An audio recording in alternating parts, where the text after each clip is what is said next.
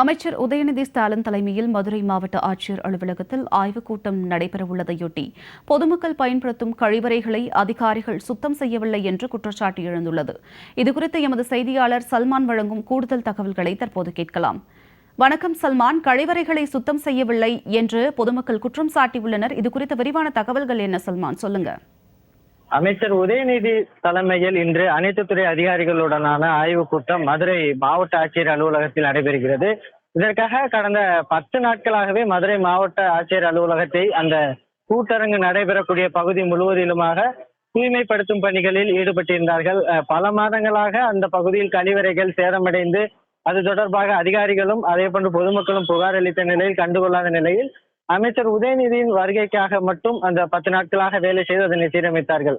ஆனால் அதே வளாகத்தில் இருக்கக்கூடிய பொதுமக்கள் பயன்படுத்தக்கூடிய கழிவறைகளை கண்டுகொள்ளாத ஒரு நிலையில் அந்த கழிவறைகள் முழுவதுமாக சுகாதாரமற்ற நிலையில் அந்த பயன்படுத்த முடியாத அளவிற்கு கடுமையான துர்நாற்றம் வீசுவதோடு முழுமையாக சேதமடைந்து பயன்படுத்த முடியாத அளவிற்கு செடி கொடிகளாக படர்ந்திருக்கக்கூடிய காட்சிகளைத்தான் பார்க்க முடிகிறது.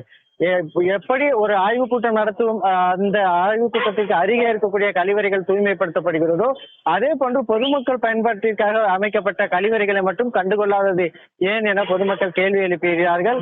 அதிகாரிகள் பயன்படுத்துவதற்கான அந்த கழிவறைகளை மட்டும் இதுபோன்று அரசு நிர்வாகம் சீரமைக்கும் பணிகளில் ஈடுபடும் போது பொதுமக்கள் பயன்படுத்துவதற்கான கழிவறைகளை கண்டுகொள்ளாமல் விடுப்பதோடு அந்த கழிவறைகளுக்குள் உள்ளே சென்றால் அந்த மது அருந்துவது போன்ற செயல்களில் ஈடுபடக்கூடிய காட்சிகளும் கூட தெரிகிறது. அந்த அளவிற்கு படுமோசமான ஒரு சுகாதாரமற்ற நிலையில் இருக்கக்கூடிய நிலையில் அமைச்சர் உதயநிதி ஸ்டாலின் அதே அந்த மாவட்ட ஆட்சியர் அலுவலகத்தில் தான் இன்று ஆய்வுக் கூட்டம் மேற்கொள்கிறார். எனவே உதயநிதி ஸ்டாலின் அந்த பகுதி மாவட்ட ஆட்சியர் அலுவலகத்தை முழுமையாக சீரமைப்பதற்கு முதலில் அவர் நடவடிக்கை எடுக்க வேண்டும் எனவும் அதனை மாவட்ட ஆட்சியர் வளாகத்தை சுற்றி பார்த்தாலே இந்த அரசு எப்படி செயல்படுகிறது என்பது குறித்தாக தெரிய வரும் என்பது குறித்தாக பொதுமக்கள் கேள்வி எழுப்பியிருக்கிறார்கள்.